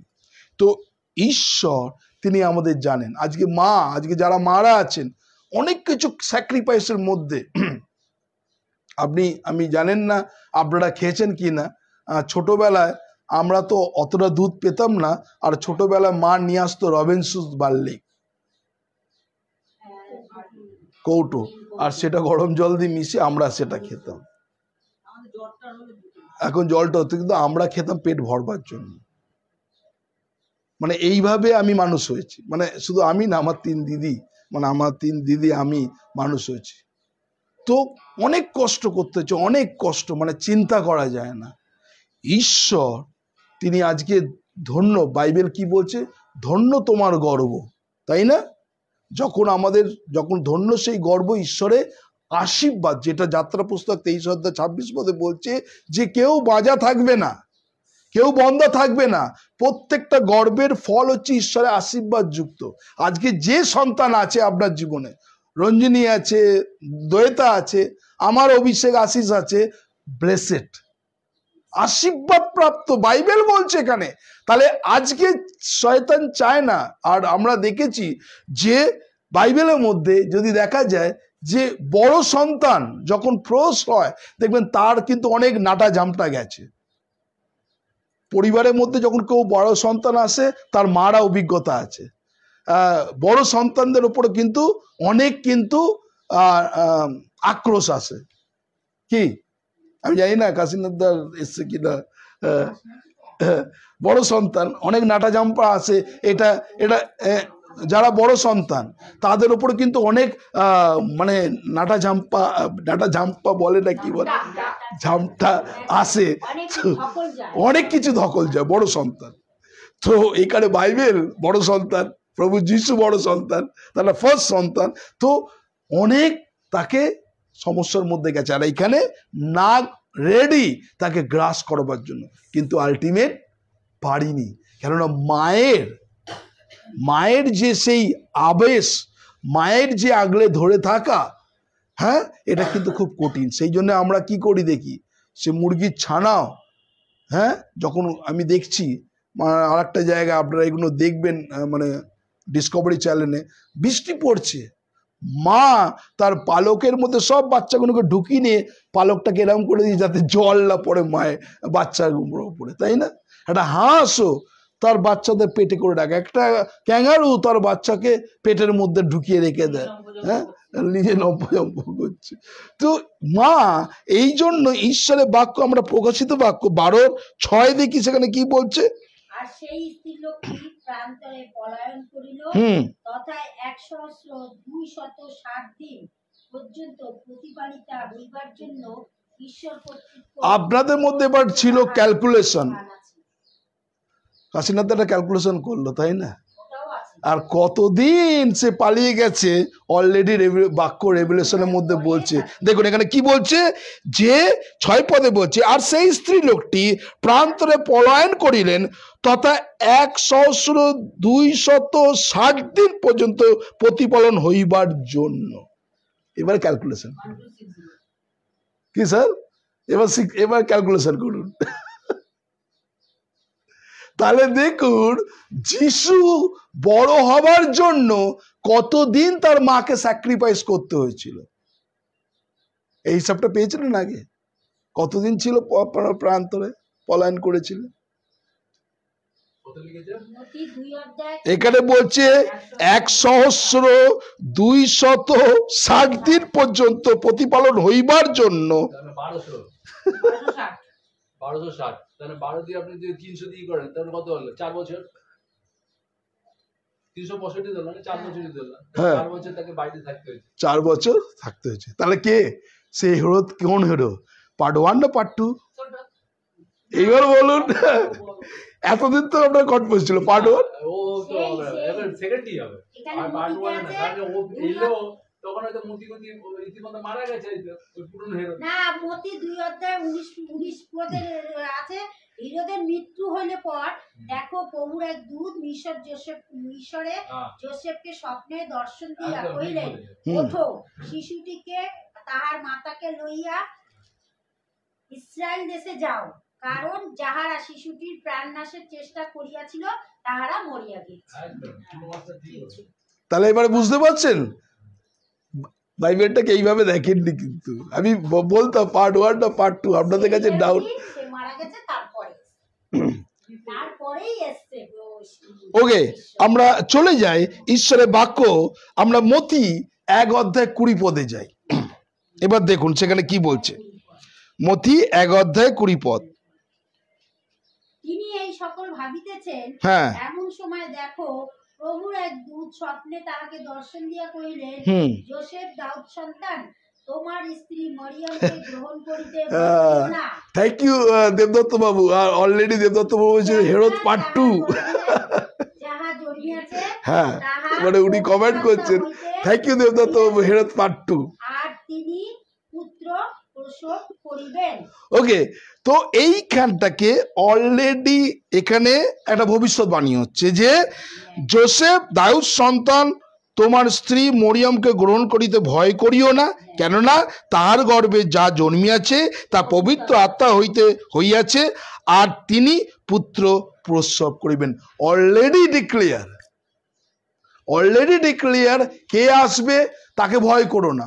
তাহলে দেখুন, ঈশ্বর যখন আমাদের জীবনে পরিকল্পনা থাকে, প্ল্যান থাকে, হয়তো কিছু সাফার করতে হয়। আজকে সিস্টার এখানে এসছেন, কিছু সাফার করছেন। আজকে আমাদের সিপ্রা সিস্টার, সেও সাফার করছে। হাউ টু পসিবল নতুনভাবে কিভাবে বাড়ি হবে? আমার তো দেখতে দেখতে হয়ে গেল বিয়ের এত বৎসর, তাই না? আর কবে হবে? তো আমরা এক এক সময় হতাশ হয়ে যাই। আমিও এক এক সময় চিন্তা করি, আরে এত আমাদের টুলুদি মাঝে মাঝে আমাকে খোঁচা দেয়, আর দাদা এত বাড়ি গৃহপ্রবেশ করতে যাচ্ছেন, এত বাড়িতে, এই সেদিনকেও গেছি একটা প্রার্থনা করতে, গৃহপ্রবেশের প্রার্থনা, তো আপনার বাড়ি কবে হবে? তো তো টুলুদি মাঝে মাঝে খোঁচা দেয় আমাকে এরকম। তো এইটা হ্যাঁ, তো এগুলোর জন্য আকিম না, কেননা অর্থ গডস প্ল্যান, ঈশ্বরের পরিকল্পনা, কখন কোন টাইমে কিভাবে হবে আপনিও জানেন না, আমিও জানেন না, কিন্তু ঈশ্বরের বাক্য বলছে এখন থেকে অনন্তকাল পর্যন্ত আমি তোমাকে রক্ষা করব, বলছে না কিনা? তো আমরা যেটা আমরা গীতসঙ্গীতে 121 পড়লাম, যেটা ঈশ্বর রক্ষা করবেন, কিন্তু আমরা এক এক সময় রক্ত মাংসের শরীর, আমরা ধৈর্য ধরতে পারি না, আমরা স্থির থাকতে পারি না, এই জন্য আমাদের মাইন্ড ডিটারমাইন হয়ে যায়। তাই বাইবেল আমাদেরকে বারবার করে শেখাচ্ছে যাতে আমরা স্থির থাকি। আজকে দেবদত্ত বাবুর আমাদের লাইফে আছে জন্ম কর্ম সেই রিপন স্ট্রিটে, সে কখনো ভাবিনি সেই বাড়িটা তার হবে, কখনো ভাবিনি, কিন্তু প্রার্থনা করার পর ঈশ্বর তার জীবনে যে পরিকল্পনা রেখেছেন, বাইবেল কি বলছে, আমি তোমার জন্য যে পরিকল্পনা হচ্ছে সে মঙ্গলের, অমঙ্গলের নয়, শেষ ফল আশা সিদ্ধ দেবার সংকল্প আমি তোমার জীবনে করেছি। হালেলুয়া, ঈশ্বরকে ধন্যবাদ দিই। আজকে যারা মারা আছেন, কখনো আপনি হতাশ হবেন না, কখনো চিন্তা করবেন না যে আপনার মেয়েকে কিভাবে পার করবেন। আজকে বাবা হিসাবে কাশীনাথদার তার মেয়ের জন্য চিন্তা আছে কি করে পার করব, মায়েরও চিন্তা আছে, আজকে শিপ্রাদেরও চিন্তা আছে রঞ্জিনীকে কি করে পার করব, আজকে সমস্ত মায়েদের চিন্তা আছে যে কি করে পার করব। কিন্তু গডস প্ল্যান, ঈশ্বর কিভাবে কখন কাকে মনোনয়ন করেছেন আপনিও জানেন না, আমিও জানি না, কিন্তু ঈশ্বরের বাক্য বলছে শেষ ফল আশা সিদ্ধ দেবার সংকল্প। তাই ঈশ্বরকে ধন্যবাদ দিই, ঈশ্বর আমাদের জীবনে আশা দিয়েছেন।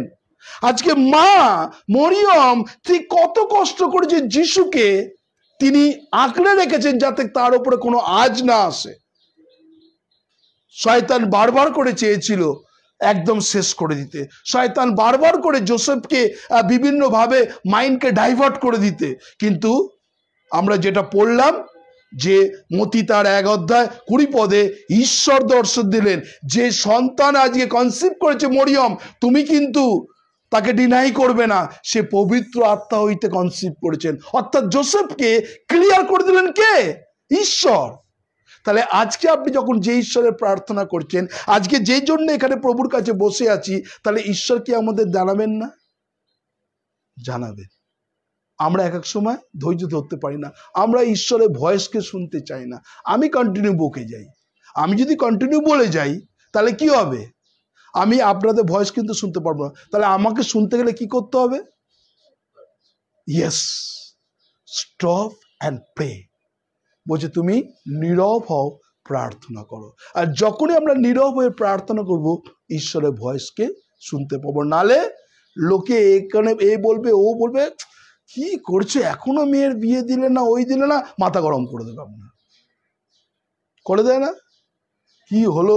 কেননা অনেক প্রবাদ বাক্য আছে, কুড়ি মানে মেয়েরা বুড়ি, দিচ্ছেন না, মানে তার বেশি চিন্তা। আপনার মেয়ে পার হচ্ছে না বলে তার বেশি চিন্তা প্রত্যেকটা মুহূর্তে, কি গো এখনো করতে পারলে না, এখনো জুটলো না, এখনো ওই করলো না, বারবার করে কি করছে? আপনাকে কান মন্ত্রণা দিয়ে যাচ্ছে। তো এইখানে ঈশ্বর যে মায়ের যে একটা ভূমিকা, যে তাকে ধরে রাখা, পরিবারকে ধরে রাখা, ফ্যামিলিকে ধরে রাখা। আমরা একটা বাক্য চলে যাই, আর সেটা আমরা দেখব প্রেরিতের কার্য বিবরণী, সেখানে 5:19 Acts chapter 5, কিন্তু প্রেরিত 5:19। কিন্তু রাত্রিকালে প্রভুর এক দূত হুম। কারাগারের দ্বার সকল খুলিয়া দিলেন, হুম ও তাহাদিগকে বাহিরে আনিয়া কহিলেন, হুম তোমরা যাও, ধর্মধামে দাঁড়াইয়া লোকদিগকে এই জীবনের সমস্ত কথা বলো। হুম ইহা শুনিয়া তাহারা প্রভাতকালে ধর্মধামে প্রবেশ করিয়া উপদেশ দিতে লাগিলেন। হুম ইতিমধ্যে মহাযাজক ও তাহার সঙ্গীরা আসিয়া মহাসভাকে এবং ইসরায়েল সন্তানগণের সমস্ত প্রাচীন দলকে ডাকিয়া একত্র করিলেন এবং উহাদিগকে আনাইবার নিমিত্তে কারাগারে লোক পাঠাইলেন। হুম কিন্তু যে পদাতিকেরা গেল, তাহারা কারাগারে তাহাদিগকে পাইল না। হুম তখন ফিরিয়া আসিয়া এই সংবাদ দিল, আমরা দেখিলাম কারাগার সুদৃঢ় রূপে বদ্ধ, দ্বারে দ্বারে রক্ষকেরা দাঁড়াইয়া আছে, কিন্তু দ্বার খুলিলে ভেতরে কাহাকেও পাইলাম না। হুম এই কথা শুনিয়া ধর্মধামের সেনাপতি এবং প্রধান যাজকেরা ভাবিয়া আকুল হইলেন যে ইহার পরিণাম কি হইবে। ইতিমধ্যে কোন ব্যক্তি আসিয়া তাহাদিগকে এই সংবাদ দিল, দেখুন, আপনারা যে লোক দিগকে কারাগারে রাখিয়েছিলেন, তাহারা ধর্মধামে দাঁড়াইয়াছে ও লোক দিগকে উপদেশ দিতেছে। হুম তখন সেনাপতি পদাতিক দিগকে সঙ্গে করিয়া তথায় গিয়া তাহাদিগকে আনিলেন, কিন্তু বলের সহিত নয়, কেননা তাহারা লোকদিগকে ভয় করিলেন, পাছে লোকে তাহাদিগকে পাথর মারে। পরে তাহারা তাহাদিগকে আনিয়া মহাসভার মধ্যে দাঁড় করাইলেন, আর মহাযাজক তাহাদিগকে জিজ্ঞাসা করিলেন, বলিলেন, আমরা তোমাদিগকে এই নামে উপদেশ দিতে দৃঢ়রূপে নিষেধ করিয়াছিলাম, তথাপি দেখো, তোমরা আপনাদের উপদেশে জেরুজালেম পরিপূর্ণ করিয়াছ এবং সেই ব্যক্তির রক্ত আমাদের উপরে বর্তাইতে মনস্থ করিতেছ। কিন্তু পিতর ও অন্য প্রেরিতগণ উত্তর করিলেন, মনুষ্যদের অপেক্ষা বরং ঈশ্বরের আজ্ঞা পালন করতে হইবে। ব্যাস, তাহলে এখানে কি বলছে? একটা দরজা, দিলের দরজা খুলে গেছে। খুলে যাওয়ার পর কি করে হলো পসিবল? কারণ জিরেমিয়া 32:27 মধ্যে কি বলছে? আমার কাছে কোনো কিছুই অসম্ভব নয়, তিনি সব পারেন। যখন তুমি নিয়ে যাবে জয়ন্তবাবুকে, জিরেমিয়া 32:27, আমার কাছে কোনো কিছুই অসম্ভব নয়। এটা ঈশ্বরের ওয়ার্ড অফ গড। কেননা যখনই আমরা যখন দুর্বল হই আর যখন বাক্যকে ধ্যান করি, আর ঈশ্বরের বাক্য বলছে আমি তোমার বাক্য পালন করব। আমরা যেটা গীতসঙ্গীতে আমরা যেটা পড়লাম সেটা কি বলছে দেখুন, এখানে কি বলছে, এখানে 5 পদে বলছে, গীতসংহিতা 121-এর 5 পদ, সদাপ্রভু তোমার রক্ষক, সদাপ্রভু তোমার ছায়া, তিনি তোমার দক্ষিণ পাশে, দিবসে সূর্য তোমাকে আঘাত করিবে না, রাত্রিতে চন্দ্র করিবে না। সদাপ্রভু সমস্ত অমঙ্গল হইতে তোমাকে রক্ষা করিবেন, তিনি তোমার প্রাণকে রক্ষা করিবেন। সদাপ্রভু তোমার বাইরে যাওয়া ভিতরে আসা তোমাকে রক্ষা করবেন। তাহলে এভরি টাইম যদি তিনি রক্ষা করেন, তাহলে আপনি কেন চিন্তা করছেন? মরিয়ম জানতেন যে এই কষ্টের মধ্য দিয়ে আমাকে প্রবেশ করতে হবে, কিন্তু সে কিন্তু অলরেডি যখন প্রভুর যে দর্শন যখন পেয়েছেন, প্রভুর যখন পেয়েছেন, তখন কিন্তু সে দৃঢ় সিদ্ধান্ত নিচ্ছে যাই আসুক না কেন আমি যিশুকে কখনো হাতছাড়া করব না। সেই জন্য সে বারেবার করে আগলে রেখেছেন। আজকে যদি সত্যি যদি শয়তান যদি যিশুকে ডিস্ট্রয়েড করে দিতেন, তাহলে আপনি আর আমি এই জায়গায় থাকতাম না। তাহলে বাইবেল তার মিথ্যা হয়ে যেত। এখনো পর্যন্ত ঈশ্বর ওয়েট, প্রত্যেকটা জিহ্বা স্বীকার করবে, প্রত্যেকটা হাঁটু পাতিত হবে এবং জিসাস কামিং সুন, প্রভু আসছেন। প্রভু আমাদেরকে শেখাচ্ছেন। তাই আর দুটো বলে আমি শেষ করব, আমরা সেখানে খুলবো ইব্রিয় তার 1-13 পদ। ইব্রিয় 1-13 পদ। 1-13 পদে ঈশ্বরের বাক্য বলছে, কিন্তু তিনি দূতগণের মধ্যে কাহারও কোনো সময় বলিয়াছেন, তুমি আমার দক্ষিণে বসো, যাবৎ আমি তোমার শত্রুগণের তোমার পাদপীঠ না করি। অর্থাৎ ঈশ্বর আমার দক্ষিণে, আমি বিচলিত হইব না। এই জন্য আমার প্রাণ আনন্দিত, প্রভুর গৌরব। আমরা একটা গান গাই না? তাহলে ঈশ্বর বলছে তুমি দক্ষিণ, মানে কেননা তোমার যে শত্রু আছে শয়তান, ঈশ্বর জানেন এখানে যতজনে আমাদের যে পেছনের যে শয়তানের শক্তি ঈশ্বর জানেন। আর ঈশ্বর তিনি বলছেন করতে পারো অনেক কিছু, যেটা আমরা আমাদের শুক্রবার দিন মনীষাদি বাড়ি করছিলেন। সে এত প্রার্থনাশীল মানুষ ছিলেন ইয়োব, তাই না? এত প্রত্যেকটা মুহূর্ত প্রার্থনা করতেন। এবং কে সার্টিফিকেট দিচ্ছে ইয়োবের? স্বয়ং ঈশ্বর দিচ্ছেন। তিনি কুক্রিয়াত্যাগী, ভয়শীল, ঈশ্বরের মান্য করেন এবং প্রত্যেকটা মুহূর্ত তার তুল্য সিদ্ধ পুরুষ কেউ নাই। তাহলে সার্টিফিকেট কে দিচ্ছে? স্বয়ং ঈশ্বর দিচ্ছেন। সেই পরিস্থিতির মধ্যে শয়তান কি করছে? তাকে ডিস্ট্রয়েড করবার জন্য উঠে পড়ে লেগেছে। তার ওয়াইফকেও চেঞ্জ করে দিই তার মাইন্ড, তাই না? নাহলে ওয়াইফ বলতো না যে তুমি অনেক হয়েছে, তুমি নিজেও মরো, আমাকেও বাঁচাও। তখন ইয়োব তার প্রত্যুত্তরে এত কিছু হবার পরেও ইয়োব বলছে তুমি একটা মূঢ় স্ত্রীর মতন কথা বলছো। কি বলছো? ঈশ্বরের থেকে শুধু মঙ্গল লোভ, অমঙ্গল লোভ না, এই বলে ইয়োব পাপ করলেন না। তাই আজকে আমাদের জীবনে যখন এই মায়ে, আজ যেহেতু মাদার্স ডে, মারা প্রত্যেকটা মুহূর্ত সন্তানের অমঙ্গল কখনো চায় না। চায় কি? কোনোদিন চায় না। ছেলেপুলেরা মায়েদের অনেক কিছু অত্যাচার করে, অনেক কিছু উল্টোপাল্টা কথা বলে, কিন্তু মা কখনো ছেলে মেয়েদের অমঙ্গল চায় না। সে একটাই কথা বলে। সেদিকে একটা ঘটনা আমি যখন বলছিলাম, আর সেই ঘটনাটা হচ্ছে যে আমাদের এই মাইনরিটি অফিসে তার বাবা আর মা রতিনদার মতন একটা জামা পরে এসছে সেই মন্ত্রীর সঙ্গে দেখা করানোর পর বলছে আপনি আমাদের একটা হোমের ব্যবস্থা করুন। বলছে কেন হোমের ব্যবস্থা করব, কি হয়েছে আপনার? বলছে না, আমাদের ব্যবস্থা করে আমি আর বাড়ি যেতে পারবো না যদি আপনি আজকে না কিছু করেন, কেননা আমি অনেক জায়গায় ঘুরেছি, কেউ করতে পারিনি। যদি না করেন তাহলে আজকে আপনার অফিসের সামনে আমরা দুজনে আজকে সুসাইড করব। এত বড় কথা। তখন উনি তড়ি করে করছে কি হয়েছে বলুন। তখন তিনি সেই মন্ত্রী ফোন করেছেন হোমে, ফোন করার পর বলছে ঠিক আছে পাঠিয়ে দে। তখন ও এইভাবে বলছে যে আমার বাবা মাকে পাঠাচ্ছি। বলছে আপনার বাবা মা তো মারা গেছে। কাকে বলছে? বলছে আমার অনেক বাবা মা আছে, এই দুজনকে নে, তুমি কর, সকালবেলা আমি যাচ্ছি। সকালবেলা যাবার পর যখন ফর্মটা ফিল আপ করার পর, এটা হচ্ছে সত্য ঘটনা, ফর্মটা ফিল আপ করার পর এবার তো তার পরিচয় দিতে হবে, বাবার পরিচয়।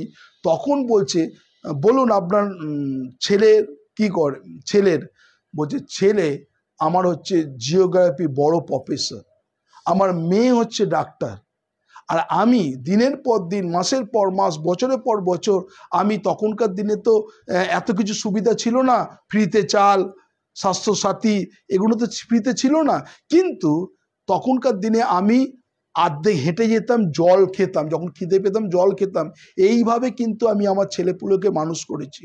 তখন তার বাবা এবং মা দুজনে, বাবা জামা তুলে দেখাচ্ছে যে তার ছেলেমেয়েরা মাকে বাবাকে আর মাকে এত মেরেছে, পেছনে দাগ দাগ দাগ ঘা মতন হয়ে গেছে। তখন মা বলছে দেখুন আপনি কেন, আমি ঘুমিয়ে পড়েছি, আমি তো জামা কাপড় খুলতে পারবো না, কিন্তু আমি কষ্ট আমার এটা আছে। কিন্তু সঙ্গে সঙ্গে যখন ছেলে মেয়ের পরিচয় জানতে, তখন মা দৌড়ে এসে সেই লোকটার হাত ধরেছে, মন্ত্রী হাতটা ধরে বলছে যে আপনি কথা দিন আমার ছেলে মেয়ের কোনো ক্ষতি করবেন না। তখন বলছে না আমি তো একটা উচিত সবাই বললো না, বাবা বলছে কেন বলছো না, তাও ঠিক আছে। তখন মা বলছে সে যতই হোক না কেন আপনি তাদের কোনো ক্ষতি করবেন না, এটা আমাকে কথা দিন। এটাই হচ্ছে রিয়েল বাস্তব। মানে সেই মানে এই ঘটনা যে এখনকার দিনে অনেক জায়গা আছে, অনেক অত্যাচারিত, যে মাকে আমি দেখেছি, কালকেও একটা ভিডিও দেখছিলাম, যে ছেলেকে মানুষ করেছে, ছেলে বাবা বসে আছে অথর্ব টাইপের মতন বসে আছে, ছেলে এসে দরজা খুলে বাবার বুকে ধাম করে এক লাথি, এক ঘুষি দেখাচ্ছে ওখানটা। মানে মানে আমি হঠাৎ করে মাঝে মাঝে চলে আসে এইসব ভিডিওগুলো, আর যখন আমি দেখছিলাম যে এখনকার এইভাবে তার ছেলে বাবা তার সন্তানকে মানুষ করেছে, দেখুন পরিণাম কি, খুব পরিস্থিতি। সেই আজকে মাদার্স ডে, একটাই কথা সত্যি, আজকে মা বাবারা সেই যদি শ্রদ্ধা যদি করি, বাইবেলের প্রথমেই আছে তুমি তোমার পিতা মাতাকে সমাদর করিও, তাই না? আজকে অনেক ইয়ং জেনারেশন তারা নিজেকে উচ্ছৃঙ্খল করেছে, নিজেকে শোধ করা যায় না। সেই জন্য এখনকার আমাদের কি করতে হবে, এই বাবা মা শ্রদ্ধা করতে হবে, বাবা মাকে ভালোবাসতে হবে। তিনি আমাদের জীবনে অনেক আশীর্বাদ করেছেন, অনেক অনুগ্রহ করেছেন, আর তাই ধন্যবাদ দিই। আজকে যে বাক্য প্রত্যেকটা মুহূর্ত যেন আমরা শ্রদ্ধা করি। যদি শ্রদ্ধা, এখানে বাইবেল প্রভু যিশুকে যদি আমরা যদি বাবা মাকে শ্রদ্ধা করি, ঈশ্বরের বাক্য বলছে তুমি প্রথম ব্লেসিং, প্রথম আশীর্বাদ আমাদের জীবনে নেমে আসবে। সত্যি আজকে সেই সময় আমি বাবা মাকে, তখন আমি তো খ্রিস্টকে জানতাম না, কিন্তু সেই সময় বাবা মায়েদের আদর্শে আজকে তাদেরকে সেই শ্রদ্ধার এক্সপেক্ট করেছি বলে আজকে তার ব্লেসিং আপনি দেখতে পাচ্ছেন, আমি দাঁড়িয়ে আছি এখানে। আর সত্যি ঈশ্বর অনেক অনেক অনেক আশীর্বাদ করেছেন। আমার 1000 মুখ থাকলেও আমি বাবা মায়ের সেটাকে আমি গুরুত্ব, কারণ যখনই দেখতাম, আমি যখন নিজের মতন হলাম, যখন আমি 1875 টাকা স্যালারি পেতাম, যখন একটা সংস্থায় যখন কাজ করতাম, তখন প্রথমেই আমার কাজ মা বাবা যা আছে, আমি যা কামাচ্ছি এইটা দিয়েই সংসার চালাবে, তোমরা কাজে যেও না। বাবা বলছে কি বলছিস রে, কাজে যাবো না? আমি বলছি না, তুমি তো পারছো না। কেননা আমার বাবা হচ্ছে ডি গ্রুপে কাজ করতো, বেঙ্গল কেমিক্যালে, সেখানে হচ্ছে বিভিন্ন রকম কান্তারাইটিন তেল অনেক কিছু তৈরি হতো বেঙ্গল কেমিক্যালে। সেখানে কি করতো, চা নিয়ে সেই বয়লারের উপরে ফেলতো, সেই লিকার চাটা বেরিয়ে অনেক রকম তৈরি তো আমাকে দেখিয়েছিল তার বাবার কষ্ট। কিন্তু আমি প্রথম আমার মাকে আর বাবাকে আমি বলেছি আজ থেকে তোমাকে কোনো কাজ করতে হবে না। আর তখন বাবা, আমি বললাম তোমার কাজ করতে হবে না, আমি যা খাওয়াবো সেটাই খাবে তুমি বসে। সেই সময় বাবা আমার হাত ধরে হাউ হাউ করে কেঁদে ফেলেছিল। কেননা আমি বাবাকে বলেছিলাম বাবা 1775 টাকা হয়তো অনেক কিছু নয়, কিন্তু এইটা দিয়ে আমাদের সুন্দরভাবে হবে। আর ঈশ্বরকে ধন্যবাদ দিই, কষ্ট হয়নি আমাদের। 3টে দিদিকে পার করেছি, ওই করে সবকিছু করেছি শুধুমাত্র ঈশ্বরের অনুগ্রহতে।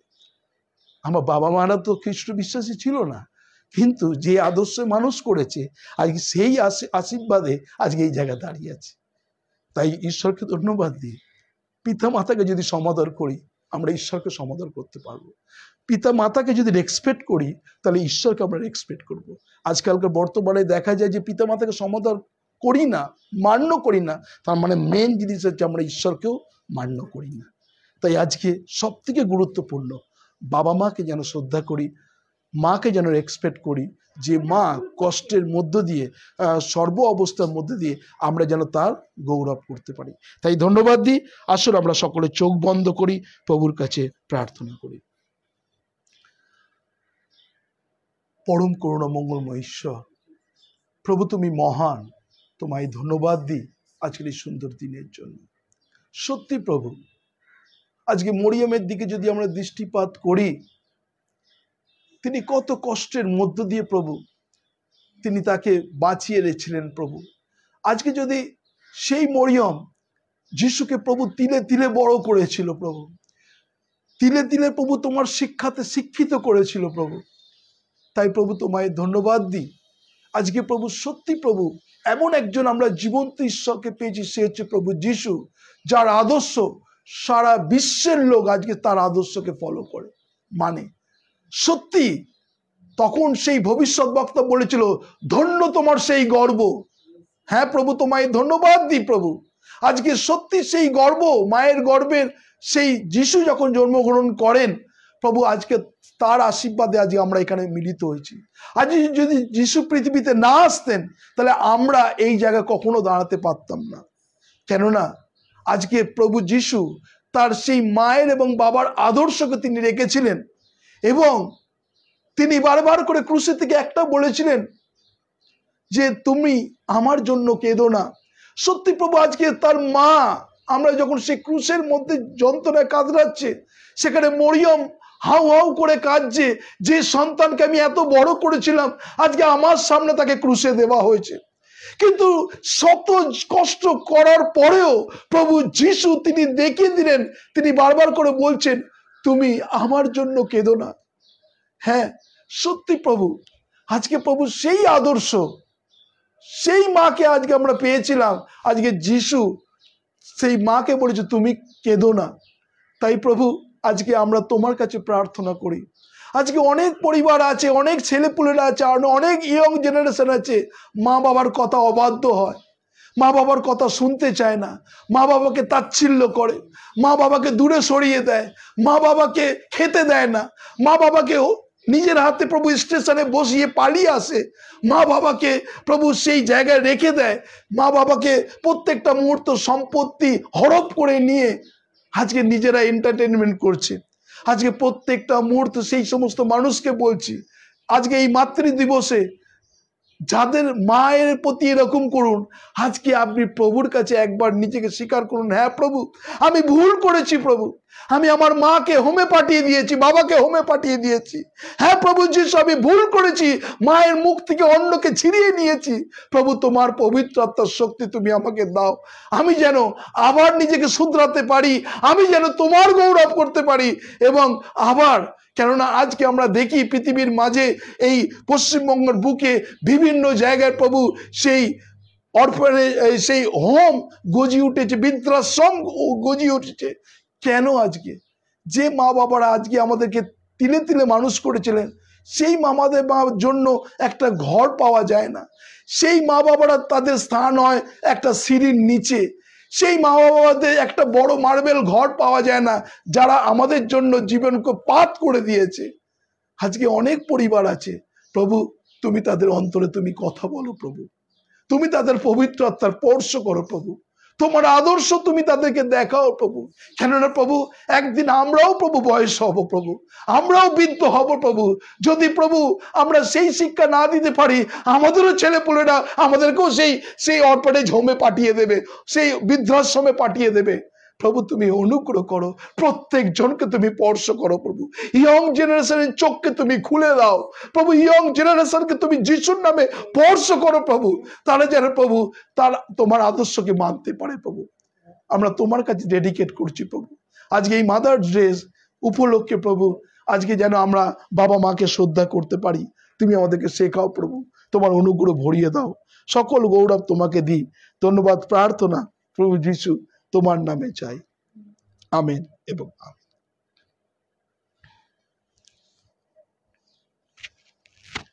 এটাকে ফিনিশ করে দিই। আসুন আমরা যখন প্রভুর সান্নিধ্যে আছি, আমরা নিজেরা